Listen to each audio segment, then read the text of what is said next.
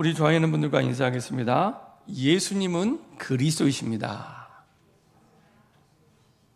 우리 한 번 더 인사하겠습니다. 영원한 응답의 시작, 과정, 끝 속에 있습니다. 과정, 끝 속에 있습니다. 오늘 제목을 가지고 우리 한번 인사하겠습니다. 핍박을 넘어 응답 속으로 들어가면 됩니다.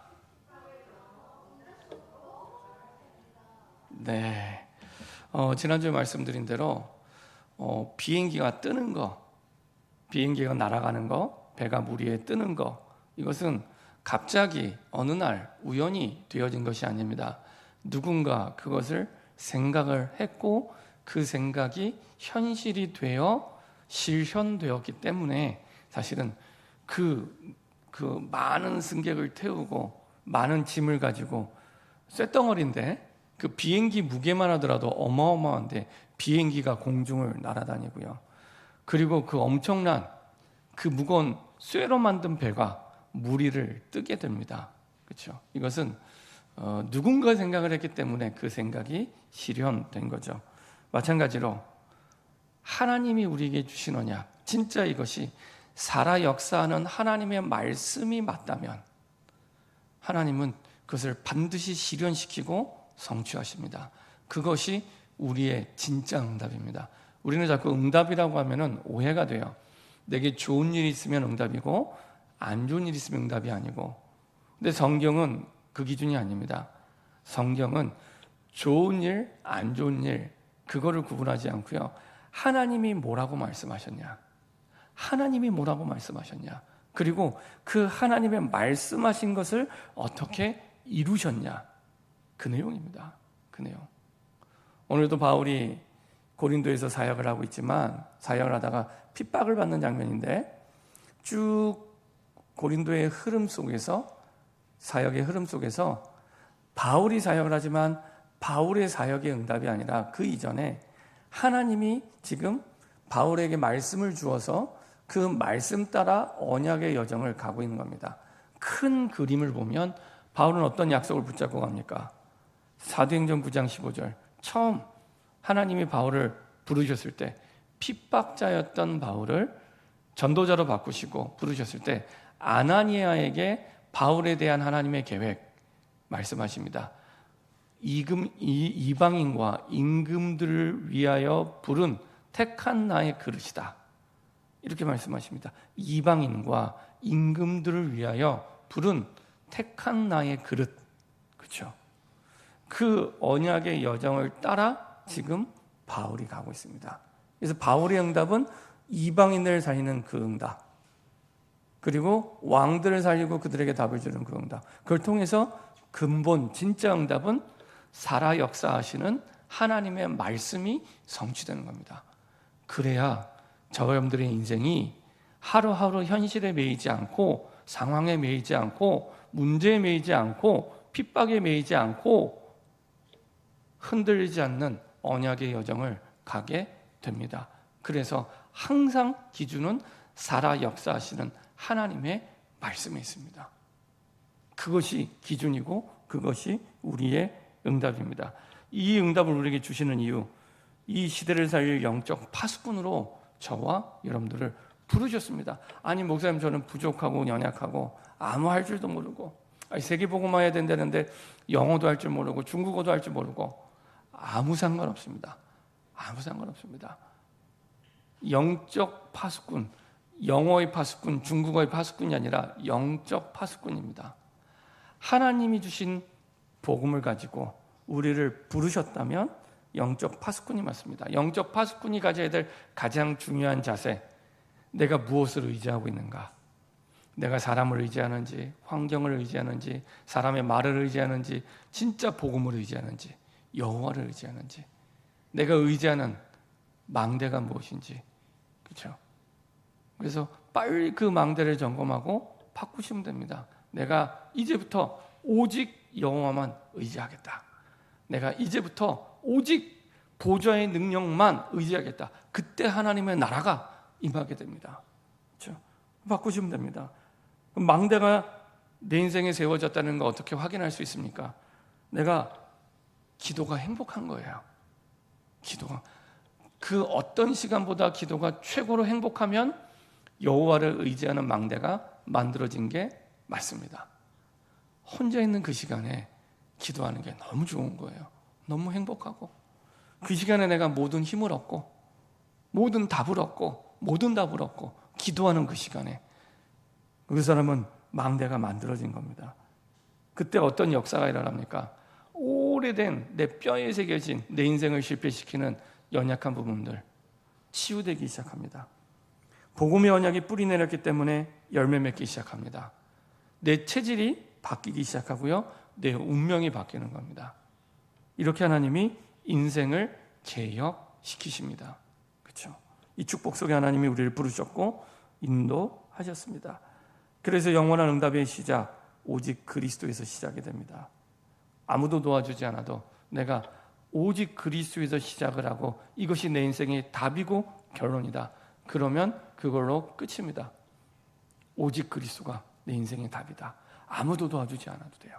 하나님이 그 사람을 통해 가는 곳마다 역사하십니다. 이상하게 하나님의 역사가 따라다니는 사람이 돼요. 하나님의 역사가 따라다니는 사람.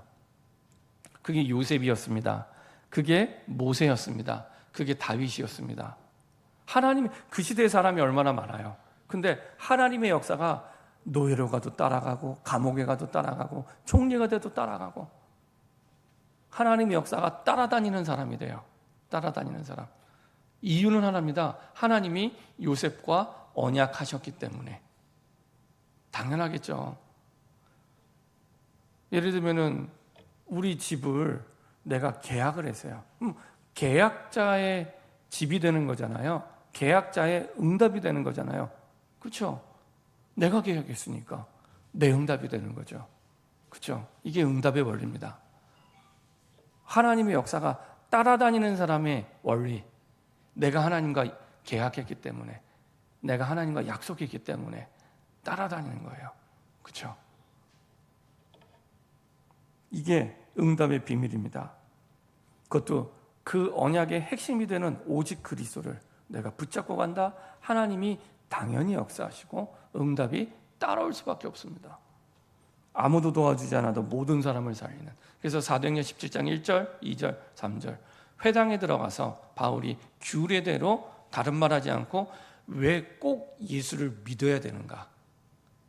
세상에 얼마나 종교가 많고 믿을 게 많은데 왜 꼭 예수를 믿어야 되는가? 이유 있는 그리스도를 정확하게 증거했습니다.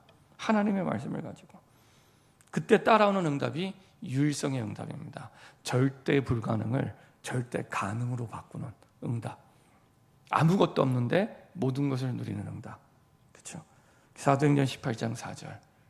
오늘도 사도행전 18장의 응답을 가지고 우리가 확인하겠지만은 바울이 가장 낙심됐을 때, 가장 안 될 때, 가장 바닥일 때 하나님은 최고의 응답을 시작하는 그야말로 반전의 역사와 역전의 응답 그리고 부흥의 응답을 그때부터 시작하십니다. 그 크라이막스가 지난주 말씀을 보았던 사도행전 19장 8절에서 10절이죠. 유일성의 응답. 안 될 것 같은데 되게 만드세요. 하나님이 언약 때문에. 아무것도 없는데 모든 것을 누리게 하시고요. 왜 이렇게 하시냐? 그 영원 응답의 끝, 재창조의 역사와 이정표를 세우기 위해 좋은 거 안 좋은 거 다 합해서 하나님이 시너지가 되게 하시고요. 좋은 것만 뭉쳐지는 게 아닙니다. 좋은 거 안 좋은 거 다 합해서 시너지가 되게 하세요. 오늘도 말씀을 통해 그걸 확인하게 될 텐데요. 그래서 모든 사람을 살리고 모든 것을 누리게 되죠. 사도행전 19장 8절부터 10절 아시아 전체가 복음을 받게 됩니다. 이 축복을 어떻게 누릴 수 있습니까? 완전히 새롭게 재창조하는 비밀은 내가 먼저 영적 서밋으로 인도받고 응답받을 때, 그렇죠? 집중의 시간을 놓치지 마시기 바랍니다. 묵상의 시간을 놓치지 않으시면 됩니다. 그 시간을 통해 내가 영적 서밋, 영적 대통령으로 준비되면 됩니다. 그러면 하나님은 그걸 통해서 세상 살리기 위해 세계복음화에 나를 준비시키시고 내 현장 살리는 준비를 시키시고 미래를 살릴 준비를 시키십니다. 그걸 보고 300%의 응답 이렇게 얘기합니다. 나를 준비시키고 현장 살릴 세계복음화를 위해 나를 살리는 응답, 현장 살리는 응답, 미래 살리는 응답을 하나님이 준비시키십니다. 그 응답 속에 하나님이 인도해 주시고요. 그래서 사도행전에 있었던 하나님이 주신 약속이 이정표가 돼서 기념비가 되게 하시고 시대의 응답의 랜드마크가 되게 하십니다. 그래서 빨리 과거를 털어버리고 미래를 위해 준비할 시간표입니다. 이제 다민족을 살리고 병든 자를 살리고 후대를 살리는 세 가지 뜰이 있는 교회가 될 수 있도록, 그리고 이것을 위해 우리 시간을 드려야 됩니다. 금요일, 토요일, 주일. 그렇죠? 대가 없는 결과는 없습니다. 대가 없는 결과는 없습니다. 그렇죠? 이것을 위해 진짜 믿는다면 우리 금요일, 특별히 금요기도를 통해서 기도로 하나 되고, 토요일 우리 후대를 살릴 준비를 하고, 주일 다민족과 세계를 살릴 준비를 하는 겁니다. 가장 중요한 근본의 시작은 묵상에서 시작이 됩니다. 내가 혼자 있는 그 시간에 하나님의 말씀을 묵상할 때, 그렇죠? 내가 살아나게 되고 내가 바뀌게 됩니다. 그리고 그 응답을 가지고 시대를 살리게 되고요. 그래서 묵상 시대를 열어가는 겁니다. 혹시 믿음이 없거나 병들어 있거나 연약한 사람이 있습니까? 오늘부터라도 하나님의 말씀을 묵상하시기 바랍니다. 말씀이 치유하고 말씀의 능력이 있어 말씀이 바꿔갑니다. 히브리서 4장 12절. 하나님의 말씀은 살았고 활력이 있어 어떤 검보다 예리하여 혼과 영과 골수를 찔러 쪼개기까지 모든 걸 바꾸고 살리는, 의사가 고칠 수 없고 바꿀 수 없는 근본을 바꾸는 응답이 묵상에서 시작이 됩니다. 그렇죠? 묵상하지 않으면 우리가 매일 밥을 굶는 거와 마찬가지입니다. 그 속에 모든 응답을 누리는 열쇠가 있습니다. 자, 그 가운데 이제 다시 사도행전의 흐름 속으로 지금 돌아왔습니다. 사도행전의 흐름 속에 오늘 12절부터 17절까지 봤는데, 이 장면은 바울이 핍박을 받는 장면입니다. 바울이 사실은 이전에도 핍박을 받았지만은 특별히 갈료라는 아가야의 총독이 오게 되면서 핍박을 받는 장면이죠. 근데 이 핍박이 처음이 아닙니다. 오늘 첫 번째 보니까 이미 초대교회가 시작하면서부터 핍박은 계속됐습니다. 그것도 딴 사람도 아니고요. 유대인들이. 그러니까 완전히 불신자들이 핍박하는 게 아니고요. 그 이전에 유대인들이 계속 핍박을 합니다. 성경을 믿는다고 하는 사람들이, 그렇죠? 하나님을 믿는다고 하는 사람들이 사실은 심지어는 의롭다고 말을 하면서 핍박을 해요. 이거는 왜 이렇게 됐냐? 복음을 오해했기 때문에 성경은 가지고 있지만 하나님의 말씀을 듣기는 들었지만 복음을 모르니까, 그렇죠? 하나님의 이름으로 핍박을 하는 거죠. 사도행전 4장에 보면은 법정 앞에 베드로를 세우죠. 그래서 사내들인 공회, 그 당시에 최고의 법정에 그 예수 믿는 베드로를 세웁니다. 사도행전 5장에도 여전히 핍박하고요. 사도행전 7장에는 아예 스데반을 돌로 쳐 죽입니다. 그렇죠? 사도행전 9장 1절 2절, 이제는 바울이, 그때는 핍박자였으니까요, 공문을 받아서 얼마나 열심히 특심인지 자기 지역뿐만 아니라 다른 지역에 가서, 예루살렘이 아니고요, 생각을 해보세요. 그때 당시의 장면을, 다른 지역에 가서, 다메섹에 가서 사람들을 다시 잡아서 예루살렘으로 끌고 오는 겁니다. 바울이요. 왜 다메섹 가냐? 다메섹에 예수 믿는 사람이 많다는 소문을 듣고 예루살렘에서만 한 게 아니라 다메섹까지 가서 예수 믿는 사람을 끌고 와서 감옥에 넣고 죽이려고 하는, 이 정도로 핍박을 하죠. 또 초대교회를 핍박하죠. 사도행전 12장 1절부터 23절. 사도들을 옥에 가두고 야고보를 죽입니다. 그리고 바울의 사역 현장에서도 사도행전 17장 1절부터 9절에 보면은 깡패를 이용해서 데살로니가 지역에서 또 전도를 방해하죠. 그래서 그 3주 복음 전하고 얼마 못 있다가 야반 도주하게 됩니다. 바울이 그 깡패들을 피해서 야반 도주해서 그 다음 아덴 지역으로 넘어가게 되죠. 베레와 아덴 이렇게 넘어가게 됩니다. 베레아에 갔다가 다시 아덴으로 갈 때 혼자 가게 되고요. 아덴에서 오늘 고린도 올 때도 혼자 가게 됩니다. 그래서 가장 바울이 상처받고 힘들고 어려울 때, 보통 사람들이 상처를 받으면요 그 상처에서 독이 나옵니다. 그래서 굉장히 위험합니다. 그 상처가 또 다른 결과를 만들어내기 때문에. 그래서 그런 가장 힘든 상황, 어려운 상황. 그래서 지난번 7월 둘째 주에 이 사도행전 18장의 말씀을 봤는데요. 그때도 말씀드렸지만은 바울이 고린도에 왔을 때는 가장 선교 사역하면서 낙심됐을 때, 가장 어려울 때, 가장 사람들에게 상처받고 힘들 때, 그리고 혼자일 때, 그때였습니다. 특별히 바울이 2차 전도여행 나갈 때 바울이 가고 싶어 간 거 아니잖아요. 사도행전 16장 6절에서 10절에 보니까 바울이 전도하려고 하는데 2번이나 성령이 막으세요. 그리고 마게도냐로 가게 하십니다. 근데 그게 어떻게 됐습니까? 핍박의 흐름을 보면 사도행전 16장에서는 죽도록 두들겨 맞고 감옥에 가게 됩니다. 바울이 얼마나 세게 두들겨 맞았는지 나중에 그 본인이 받은 고난을 얘기합니다. 그 17장에서는 아까 말씀드린 대로 깡패들 때문에, 유대인 깡패들 때문에 사실은 야반 도주하게 되고요. 1달에서 2달 정도 머물렀다고 합니다. 야반 도주하고요. 그리고 베레아로 넘어가게 되죠. 그리고 아덴으로 넘어가게 됩니다. 아덴으로 넘어갈 때는 이제는 혼자예요, 혼자. 그리고 거기서는 열매도 별로 없었습니다. 그래서 교회가 없어요. 제자도 없고. 거기서 다시 혼자 고린도로 넘어옵니다. 이전에 빌립보 갈 때 바울 전도팀이 바울과 실라, 누가, 디모데였는데 사실은 디모데, 누가, 실라는 두고 혼자만 고린도로 넘어오게 됩니다. 가장 사역도 안 되고 힘들고 어려울 때, 상처받았을 때, 그때가 고린도의 현장이었습니다. 여기서 하나님은 이전에 초대교회에 주셨던 그 응답대로 그때마다 하나님은 하나님의 위로와 응답을 주셔서 축복하셔죠. 이걸 통해서 하나님은 이거를 뭐라고 말씀하시느냐? 모든 것이 하나님의 주권 아래 있다는 것을 깨닫게 하십니다. 그렇죠?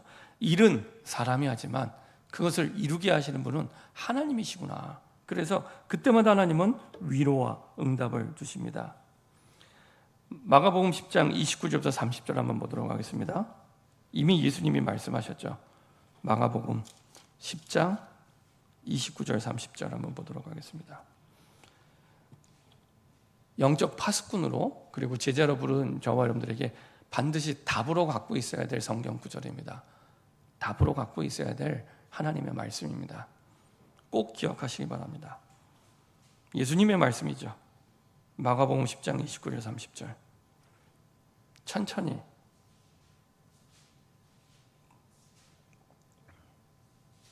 마가복음 10장 29절 30절입니다. 마가복음 10장 29절 30절 같이 한 목소리로 합동하겠습니다. 예수께서 이르시되 내가 진실로 너희에게 이르노니 나와 복음을 위하여 집이나 형제나 자매나 어머니나 아버지나 자식이나 전토를 벌인 자는 현세에 있어 집과 형제와 자매와 어머니와 자식과 전토를 100배나 받되 박해를 겸하여 받고 내세 영생을 받지 못할 자가 없느니라. 복음을 이해하지 못하면 예수님이 굉장히 이상한 말씀을 하셨구나라고 생각합니다. 세상 사람들이 가장 가치 있다고 생각하는 거 버리래요. 그게 제자의 시작입니다. 그게 세계복음화 예수 제자의 시작입니다. 내가 진실로 너에게 이르노니, 진짜로 너에게 이르노니 나와 복음을 위하여. 기억하시기 바랍니다. 예수님과 복음을 위하여 합니다. 예수님과 복음을 위하여. 집이나 내 재산이죠. 형제나 혈육입니다. 자매, 심지어 어머니나 아버지, 자식, 전토를 버린 자는, 이건 버리는 게 아니고요, 하나님께 믿고 맡기는 겁니다. 그렇죠? 이게 시작입니다. 그럼 어떻게 됩니까? 현세에 있어, 죽고 나서가 아닙니다. 현세에 있어 집과 형제와 자매와 어머니와 자식과 전토를 100배나 받되 박해를 겸하여 받고. 그렇죠? 박해를 겸하여 받습니다. 근데 박해가 없는 게 아니라 와도 괜찮다는 겁니다. 내세에 영생을 받지 못할 자가 없느니라. 그렇죠? 그리고 나서 의미심장한 말씀하시죠. 31절에 그러나 먼저 된 자로 나중되고 나중된 자로 먼저 될 자가 많으니라. 그렇죠? 유명한 말씀 이전에 제자의 시작이 되는 결론입니다. 분명히 붙잡으셔야 됩니다. 그대로 사실은 이루어지게 되죠. 사도행전 4장 12절, 유명한 정확하고 선명한 복음을 고백하는 내용을 자기의 생명을 걸고 베드로가 고백을 합니다. 그렇죠? 그 핍박의 현장, 사내들인 공회, 서슬이 펄언, 자기를 죽이려고 하는 재판장에서 베드로의 믿음 고백입니다. 사도행전 4장 12절, 다른 이로서는 구원을 받을 수 없나니 천하 사람 중에 구원받을 만한 다른 이름을 우리에게 주신 일이 없다. 다른 길 없다. 예수만이 살 길이다. 이 길 말고, 예수의 이름 말고 살 길 없다. 그렇죠? 이 위대한 고백을 자기 목숨을 담보로 하고 고백한 내용이 그때 나오게 됩니다. 위대한 믿음의 고백이 이때 나오게 되죠. 하나님의 성령의 충만함을 베드로에게 부어 주셨습니다. 사도행전 5장 33절에서 42절 보면요, 하나님이 흥분한 유대인들에게 그들의 흥분을 가라앉히고 성령의 인도를 받을 수 있도록 심지어 그 사람들 가운데 가말리엘을 준비합니다. 아니, 옛날에 드다라는 사람이 일어나지 않았냐. 이게 사람의 일이면 스스로 무너질 것이고 하나님의 일이라면 이거는 우리가 하나님을 맡게 되는 거다. 그러니까 가만히 두어라. 이렇게 얘기합니다. 그렇죠? 사람의 일이라면 막지 않아도 스스로 무너지고요. 이게 하나님의 일이라면 하나님을 대항하는 거예요. 하나님을 대항하는 겁니다. 이 얘기를 가말리엘이 누구예요? 바울의 스승. 그 당시 가장 위대한 존경받는, 그래서 성경에는 나오지 않지만 나중에 가말리엘도 예수를 믿게 되었다고 얘기를 합니다. 사도행전 7장 스데반의 순교잖아요. 스데반의 순교 때문에 흩어진 사람들이 어떻게 됐어요? 교회를 세웁니다. 그게 안디옥 교회 시작이 돼요. 그렇죠? 사도행전 11장 19절 20절, 흩어진 사람들이, 그렇죠? 도망자인 줄 알았는데 그 사람을 통해 세계 선교하는 첫 교회, 안디옥 교회가 세워지게 됩니다. 그렇죠? 모든 게 하나님이 시너지 효과, 응답으로 바꾸세요. 합력해서. 사도행전 12장 23절, 심지어 하나님이 필요하면 왕도 충이 먹어 죽게 만드세요. 왕을 벌레 먹어 죽게, 왕인데. 그렇죠? 사도행전 14장 20절 23절, 평생의 영적 아들 디모데를 그때 얻게 됩니다. 루스드라에서. 이때가 언제입니까? 바울이 돌에 맞아 죽었다고 생각할 만큼 성 밖에 내쳐졌을 때, 기절했다 깨어나서 그 다음날 다시 들어가잖아요. 사도행전 17장 1절부터 9절, 유대인 깡패들이 복음 전하는 걸 막으면서 야반 도주하게 됩니다. 바울이 급하게 피하게 됩니다. 근데 그때 야손 같은 제자를 얻게 하십니다. 이 모든 것들이 핍박인 줄 알았는데 하나님의 응답의 여정이었어요. 아주 주옥 같은, 그렇죠, 기념비적인 응답의 과정이었습니다. 특별히 오늘도 마찬가지입니다. 고린도, 오늘 지금 고린도 지역이잖아요. 고린도에서 주신 하나님의 위로와 응답입니다. 1절부터 17절의 말씀의 흐름을 보면 아까 말씀드린 대로 바울이 사역하는데 가장 힘들고 낙심되고 사람 때문에 상처받고 어려움 당할 때, 혼자일 때 고린도에 오게 됩니다. 그렇죠? 그때 와서 사역을 해요. 근데 아마 이렇게 크게 확신을 가지고 사역을 잘 못했던 것 같습니다. 근데 하나님의 위로로 반전이 이루어지게 되죠. 하나님의 위로는 세 가지로 나타납니다. 첫 번째, 인생의 선물 같은 만남을 주세요. 브리스길라 아굴라. 그렇죠? 로마서 16장 3절 4절 7월 둘째 주 강단 말씀을 통해 말씀드렸지만 인생의 선물 같은 만남 이때 주세요. 전도자 바울을 위해 자기 목이라도 내놓을 그 사람을 이때 만나게 됩니다. 그렇죠? 사람 때문에 상처받았는데 하나님 완전히 치유하고 응답을 주시죠. 그리고 또 어떤 응답 주십니까? 사역의 열매를 맺게 하세요. 한번 볼까요? 사도행전 18장 자 5절, 6절, 7절, 8절까지 한번 보도록 하겠습니다. 사도행전 18장 5절부터 8절까지 같이 한 목소리로 합독하도록 하겠습니다. 실라와 디모데가 마게도냐로부터 내려오매 바울이 하나님의 말씀에 붙잡혀 유대인들에게 예수는 그리스도라 밝히 증언하니 그들이 대적하여 비방하거늘 바울이 옷을 털면서 이르되 너희 피가 너희 머리로 돌아갈 것이요 나는 깨끗하니라. 이후에는 이방인에게로 가리라 하고 거기서 옮겨 하나님을 경외하는 디도 유스도라 하는 사람의 집에 들어가니 그 집은 회당 옆이라. 또 회당장 그리스도가 온 지방과 더불어 주부를 믿으며 수많은 고린도 사람도 듣고 믿어 세례를 받더라. 하나님이요 회당장 그리스도가 돌아오게. 회당장 그리스도 이게 어마어마한 사건입니다. 회당 아시죠? 회당. 지금 고린도는 아가야의 수도, 아가야의 속주. 아가야는 어떤 지역이냐면 지금의 그리스 지역 있잖아요. 그리스 지역을 두 부분으로 남과 북으로 나누면은 북쪽은 우리가 잘 아는 빌립보, 데살로니가 지역이고요.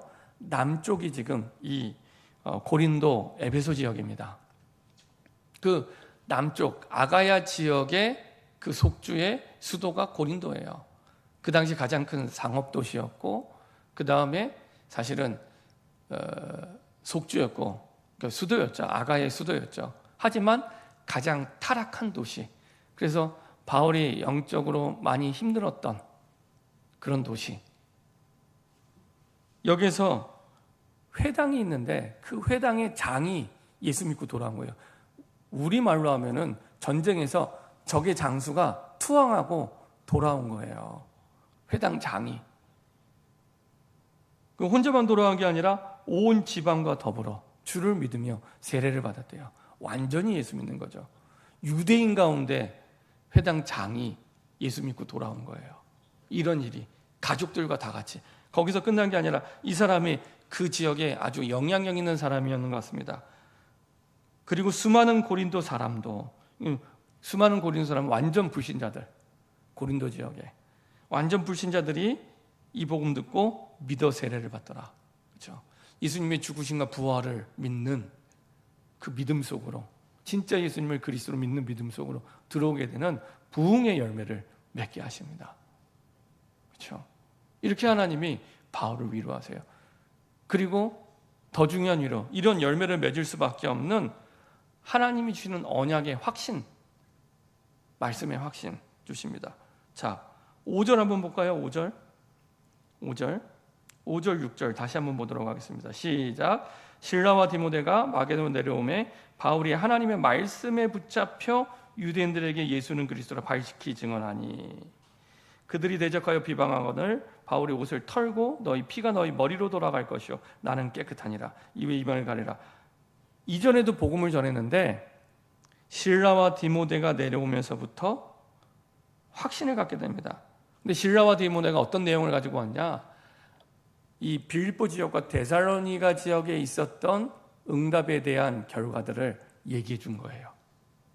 그래서 이때 당시에 그 바울이 고린도에서 1년 6개월을 머물게 됩니다. 그 1년 6개월 동안 머물면서 썼던 책이 데살로니가 전서 후서예요. 그러니까 머물면서 데살로니가 교회에 있었던 실라와 디모데, 여기에는 이 사도행전의 저자가 안 나와 있지만 누가도 함께 내려오면서 3주 동안 복음을 전했는데 얼마나 하나님이 믿음의 역사와 사랑의 수고와 소망의 인내를 가지고 모델적인 교회가 세워졌지를 들은 거예요. 확신을 갖게 된 겁니다. 아, 이 길이 맞는 길이구나 깨닫게 됩니다. 그래서 바울이 하나님의 말씀을 붙잡은 게 아니라 하나님의 말씀이 주인 되어서 바울을 사로잡습니다. 그래서 하나님의 말씀에 붙잡혀 정말 성령 충만하게 되면 내가 말씀 붙잡는 게 아니고요, 말씀이 나를 붙잡게 돼요. 그렇게 해서 확실하게 복음을 전하게 되죠. 확실하게. 유대인들에게, 그것도요, 핍박하는 유대인들에게 예수는 그리스도라 밝히 증언하니, 그렇죠? 얼마나 확실하게 증언했던지. 나중에 고린도전서 2장 2절에 보면 이렇게 얘기합니다. 이 내가 전한 복음, 이 복음 이외에 내가 아무것도 알지 않기로 작정하였느니라. 이 십자가의 복음 이외에는 아무것도 알지 않기로 작정했다고 말씀할 만큼. 그렇죠? 그러니까 핍박을 하는데 두려워하는 것이 아니라 나중에는 그 사람들에게 당당하게 얘기합니다. 바울이 옷을 털고 너희 피가 너희 머리로 돌아갈 것이요. 이거는 에스겔에 있는 말씀을 기억하고 선포한 겁니다.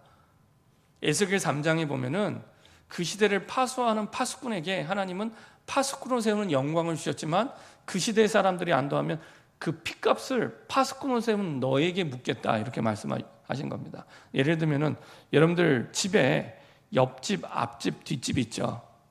옆집, 뒷집, 앞집. 그 사람들이 만약에 예수를 안 믿고 불신자로 죽어 지옥에 갔다. 그러면 하나님이 질문하시겠죠. 왜 예수 안 믿고 지옥에 왔냐? 그럼 그 사람들이 아무도 나에게 예수를 말해주는 사람이 없었습니다. 그때 하나님이 말씀하시는 거예요. 아니, 네 옆집, 앞집, 뒷집에 예수 믿는 누구가 있는데 아니 복음을 얘기 안 해줬냐? 그거 물어보신다는 거예요. 그래서 그 핏값을 파수꾼으로 세운 그 사람에게 묻겠다라는 말씀이 에스겔 3장의 말씀입니다. 그것을 기억하고 나는 너희들에게 복음을 전했으니까 이 핏값이 나에게 오는 거 아니라 너희에게로 돌아갈 거야. 언약에 근거한 얘기를 하는 겁니다. 그래서 먼지를 떨어버리는 거예요. 그러면 복음을 전하지 않아서 오는 그 모든 저주와 재앙이 나에게, 파수꾼을 세운 나에게 오는 거 아니라 너에게 돌아간다는 겁니다. 그 제스처를 하는 겁니다. 먼지를 떨어버리고 핏값을 너희에게로. 그 말은 바울이 확신이 있었다는 거죠. 복음에 대한 확신. 그리고 나중에 하나님이 한 번 더 확신을 주시죠. 9절 10절입니다. 자, 하나님의 말씀이 임하게 됩니다. 환상 가운데. 자, 18장 9절 10절 같이 한 목소리로 합독하겠습니다. 시작. 밤에 주께서 환상 가운데 바울에게 말씀하시되 두려워하지 말며 침묵하지 말고 말하라. 내가 너와 함께 있음에 어떤 사람도 너를 대적하여 해롭게 할 자가 없을 것이니 이는 이 성중에 내 백성이 많음이라 하시더라. 자, 두려워하지 말며. 사람이 두려워하면요 움직이지 못합니다. 전에 한번 고양이와 쥐를 본 적이 있는데 딱 쥐가요 고양이 앞에 서니까요 분명히 도망갈 수 있는데 움직이지 못해요. 쥐가. 고양이가 한데 이렇게 양양이 펀치라고 하죠. 툭 치니까 쥐가 넘어가요. 그러니까 두려우면 굳어져서 우리가 움직이지 못하게 됩니다. 그럼 두려움의 반대말이 뭘까요? 두려움의 반대말 믿음입니다. 믿음. 우리가 믿음이 있을 때 데살로니가전서 1장에 있는 대로 역사가 시작이 됩니다. 그래서 우리가 교회를 할 때 믿음을 가지고 하라고 얘기하잖아요. 그렇죠? 그래야 하나님의 역사를 보게 되고 역사의 주역으로 응답을 받게 됩니다. 자, 히브리서 4장 2절 한번 보도록 하겠습니다. 히브리서 4장 2절. 우리는 매주 말씀 받는데 그러면은 왜 우리에게 두려움이 있고 아무것도 하지 못합니까? 히브리서 4장 2절.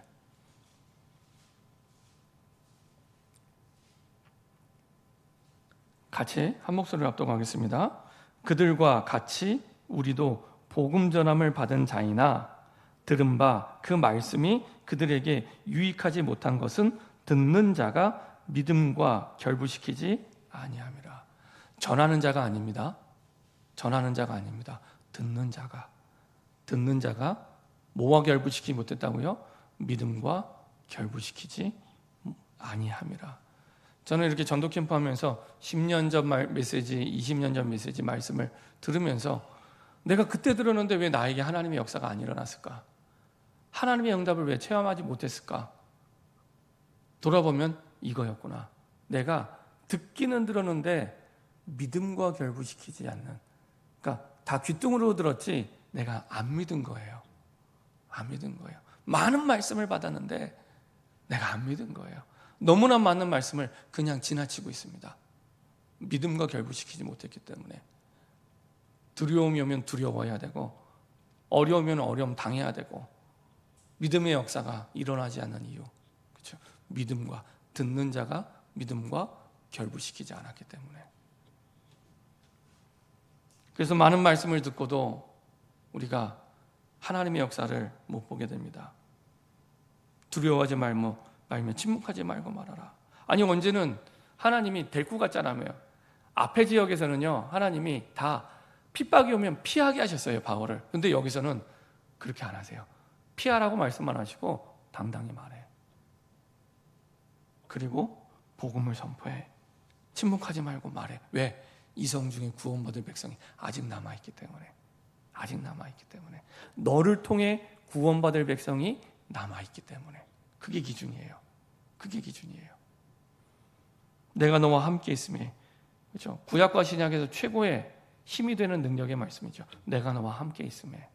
누가 당하겠습니까? 내가 너와 함께 있음에. 누가 이기겠습니까? 여호와가 우리와 함께 하는데. 그렇죠? 어떤 사람도 너를 대적하여 해롭게 할 자가 없어.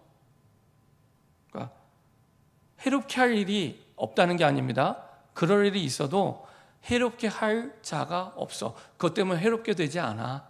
걱정하지 마. 이는 이성 중에 내 백성이 많으랴. 그 해롭게 하는 그 일이 중요한 게 아니라 구원받을 백성이 있기 때문에. 하나님은 동일하세요. 항상 하나님의 구원에 관심이 있습니다. 하나님의 구원받을 백성이 남아있기 때문에 그거 해롭게 되지 않아. 그래서 어떻게 합니까? 빌립보나 데살로니가는 핍박을 피했어요. 근데 고린도에서는 바로 피한 게 아닙니다. 1년 6개월을 더 머물러요. 머물면서 아까 말씀드렸죠. 이때 데살로니가 전후서를 썼다고. 이때 그런 인생의 작품을 남기고, 그리고 그 속에서 말씀 사역을 하게 됩니다. 구원 얻은 그 백성들, 이때 고린도 교회가 세워지게 됩니다. 말씀을 가르치게 되죠. 자, 근데 12절부터 오늘 보았던 17절까지 보면은 핍박이 실제로 일어나게 됩니다.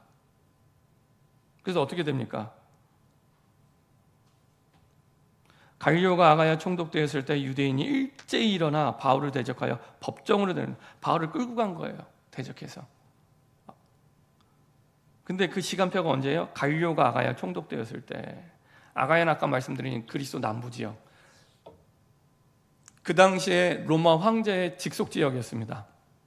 그래서 이 갈리오가 누구냐면, 여러분들 네로 황제 아시죠? 네로 황제. 이 시대가 네로 황제 시대입니다. 네로 황제 시대에 네로 황제의 스승이 누굽니까?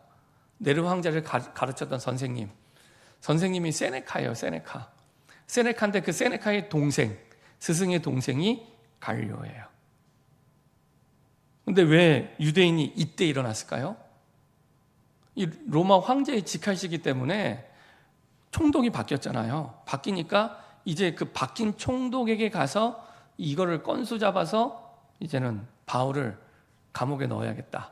복음 전하지 못하도록. 이렇게 지금 고소를 한 겁니다. 근데 이 갈리오는요, 보통 사람이 아니죠.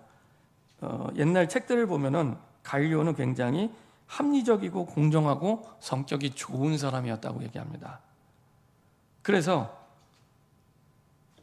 이제 유대인들이 고소를 합니다. 고소의 이유가 13절에 나옵니다. 말하되 이 사람이 율법을 어기면서 하나님을 경외하라고 사람들을 권한다 하거늘. 이 율법은 유대인 율법을 얘기하는 게 아닙니다. 로마법을 얘기하는 겁니다. 지금 로마 총독에게 얘기하는 거예요. 어떻게든지 바울을 잡아넣기 위해서 로마법을 가지고 얘기를 하는 겁니다. 보세요, 총독님. 지금 바울이 로마법을 어겨서 복음을 전하고 있어요. 이렇게 얘기한 거예요. 유대인의 율법을 얘기한 게 아닙니다. 그때 이제 바울이 거기에 대해서 변호하기 위해서 입을 열려고 할 때 갈료가 얘기를 해요. 갈료의 대답입니다. 자, 14절, 15절 갈료의 대답 같이 합독하겠습니다. 바울이 입을 열고자 할 때 갈료가 유대인들에게 이르되 너희 유대인들아, 만일 이것이 무슨 부정한 일이나 불량한 행동이 있었으면 내가 너희 말을 들어주는 것이 옳거니와. 부정한 일이나 불량한 행동은 우리말로 얘기하면 정말 범죄한 사실, 도둑질하거나 아니면 사람을 살인하거나 이런 죄들을 얘기하는 겁니다. 아, 그런 거면 내가 판결해 줄게, 이 얘기를 하는 겁니다. 근데 15절을 보세요.